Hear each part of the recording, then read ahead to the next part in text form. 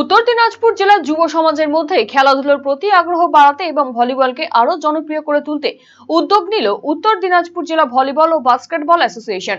আসন্ন আন্তঃক্লাব ভলিবল টুর্নামেন্টকে সামনে রেখে বৃহস্পতিবার সাংবাদিক বৈঠক করেন অ্যাসোসিয়েশনের যুগ্ম সম্পাদক অরূপ নট্ট। সাংবাদিক বৈঠকে তিনি জানান, আগামী 17 এবং 18 মে অনুষ্ঠিত হতে চলেছে এই আন্তঃক্লাব ভলিবল প্রতিযোগিতা। টুর্নামেন্টে জেলার বিভিন্ন প্রান্তের পাশাপাশি বাইরের রাজ্যের খেলোয়াড়রাও অংশ নেবেন। প্রতিযোগিতায় পুরুষদের 8টি এবং মহিলাদের 6টি দল অংশগ্রহণ করবে। 16 মে মহিলাদের বিভাগ এবং 17 মে পুরুষদের বিভাগে খেলা অনুষ্ঠিত হবে বলে জানানো হয়েছে। অরূপবাবু আরো বলেন, বর্তমানে উত্তর দিনাজপুর জেলায় ভলিবল খেলার ব্যাপক প্রসার ঘটেছে। ইটাহার, কালিয়াগঞ্জ, হেমতাবাদ থেকে ইসলামপুর জেলার বিভিন্ন এলাকায় গড়ে উঠেছে একাধিক ভলিবল দল। জেলার ছেলেমেয়েদের খেলাধুলার প্রতি আরো উৎসাহিত করতেই এই উদ্যোগ নেওয়া হয়েছে বলে তিনি জানিয়েছেন। তিনি আরো বলেন, টুর্নামেন্টকে আকর্ষণীয় করে তুলতে পশ্চিমবঙ্গের বাইরের বিভিন্ন রাজ্য থেকেও দক্ষ খেলোয়াড়দের হায়ার করা হয়েছে। ফলে প্রতিযোগিতা আরো জমজমাট হবে বলেই আশা প্রকাশ করেছেন আয়োজকেরা।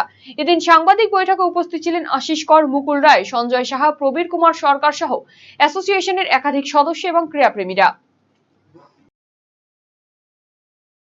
আজকে আমরা একটা ইন্টার ডিস্ট্রিক্ট ইন্টার ক্লাব একটা ভলিবল টুর্নামেন্ট করতে চলেছি। আমাদের এই ডিস্ট্রিক্টের বিভিন্ন ক্লাব নিয়ে, তার মধ্যে ছেলেদের 8টা টিম খেলবে এবং মেয়েদের 6টা টিম খেলবে। কবে থেকে শুরু হচ্ছে, কতদিন অবধি চলবে? আমাদের এই খেলাটা 16 তারিখ এবং 17 তারিখ মে মাসে হবে। 16 তারিখটা আমরা রেখেছি মেয়েদের জন্য, আর 17 তারিখটা রেখেছি আমরা ছেলেদের জন্য। বলছি, ভলিবল কীরকম এখন জেলার অবস্থা? ভলিবলটা জেলার অবস্থা এখন আগের থেকে যথেষ্টই ভালো। আমাদের বিভিন্ন জায়গায় সমস্ত টিম রয়েছে, আমরা সেখানে যাই। যেমন ইটাহার, এদিকে কালিয়াগঞ্জ, শাসন, এদিকে আমরা ইসলামপুর বলেন, ওদিকটাও আমরা যাচ্ছি। তাছাড়া আশেপাশে যে সমস্ত আমাদের হেমদাবাদ রয়েছে, হেমদাবাদে যথেষ্ট আমাদের ছেলেমেয়েরা রয়েছে। বিষ্ণুপুর এলাকাতে রয়েছে, বাঙালবাড়ি এলাকাতে রয়েছে। বলছি, ছেলেদের কটা দল অংশ নিচ্ছে?